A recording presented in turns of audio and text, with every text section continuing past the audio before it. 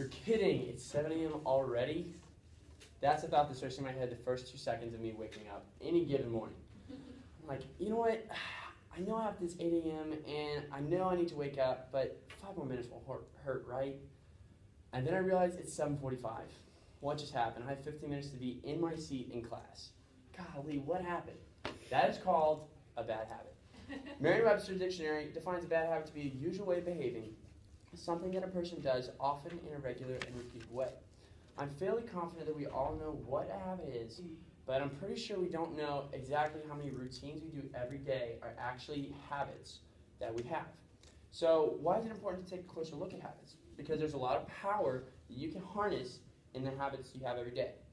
Companies such as the 1920 toothpaste company, Pepsodent, and organizations like One Hospital Recovery Center in Scotland actually have worked for years on determining what brain activity deals with your habits. One paper that was published at Duke University actually said that over 40% of our actions daily are habits that we just subconsciously don't even realize are habits. And over time, the meals we eat, the slang we use, whether we save or spend, and they all have enormous influence on our productivity, our health, and financial security, as well as happiness. I'm very familiar with habits, just like tardiness, but I didn't really know exactly the science behind how habits formed and how they kind of came about. So I decided that I'd do a little research. Today, I'm going to share with you my findings. I plan to explain a three-part process of all habits, which involves a cue, routine, and a reward. Then I'll conclude with 3 rules that Dr. Duhigg explains are vital in actually taking control of these habits. Now let's take a closer look at what each habit pretty much has in common. All habits in general can be broken into a simple 3-part process. This structure begins with a cue, which triggers the routine, resulting in a reward. Charles Duhigg, author of the bestseller Power of Habit, New York Times journalist, and expert in the science of habits, found that this 3-part process can be very credible through research and using tests from a team of MIT students. This MIT research team actually used a subject named Julio, which is a monkey, and they decided, okay, we're going to put this monkey to the test. We're going to say, here's a cue, which is patterns that show up on a screen. When the patterns would appear, the monkey would press a lever. The lever would then give the monkey this favorite fruit juice. So the monkey quickly found out that once the patterns appeared, he was guaranteed fruit juice at the end. So he decided, okay, well, I'm going to get happy when the patterns appear, not necessarily when the fruit juice appeared. So that was a subconscious action that he didn't realize was developing into a habit. The study on Julio actually is very closely correlated to how human development, we basically develop habits in our everyday life. Julio's cue was the patterns appearing on the screen, and this transferred into the routine of actually pressing the lever. The lever then resulted in the reward of getting the juice, right? So using this process at college, let's say you want to get up for your 8 a.m. class, right? So you put, the alarm goes on, the alarm goes off, and you say, all right, that's the cue. The routine is actually going to class and studying. The reward is actually getting the course credit to get to your degree in your eventual career, right? So let's say you want to exercise and eat healthy. So Duhigg actually says that this is a very vital habit in our daily life. One way to begin is to go with a friend. So say you text your friend and say, all right, let's go to the gym. That's the cue, right? The routine is actually exercising and working out. The reward is maybe eating breakfast and hanging out afterward.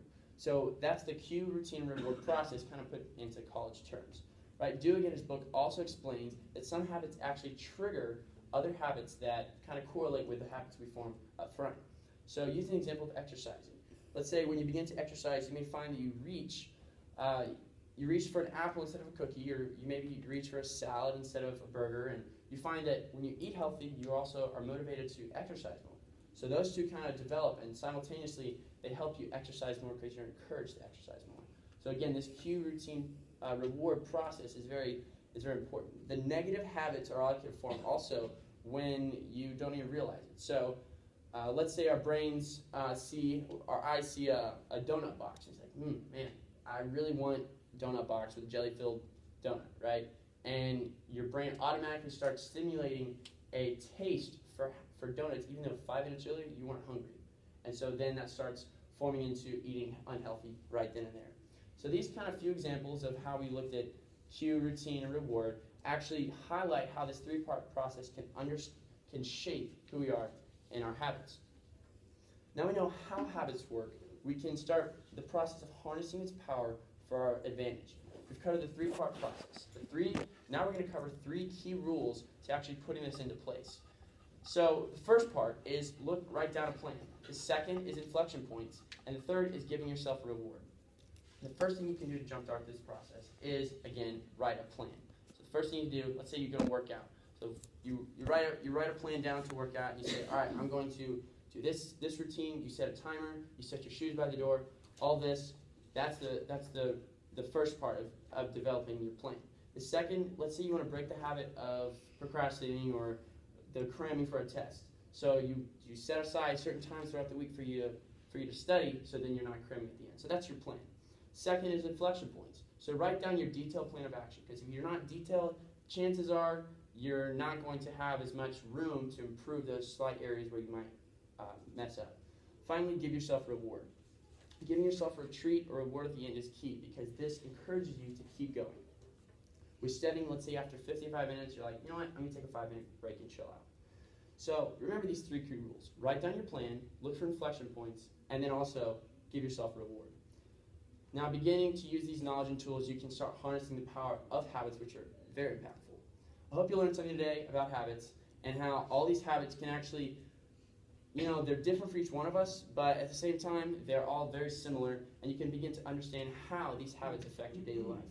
Again, we looked at cue, routine, and reward. And then we also looked at 3 basic rules for keeping or breaking a habit, which is look for inflection points. Well, start with a plan, look for inflection points, and then resulting in reward. So in view of all this, the science and power of habit is very, very important, right? So still, bad habits and good habits are hard to form, but still, I think you can do it. And using this knowledge, you can say no to missing your alarm, no to daily donuts, no to stress, and yes to success.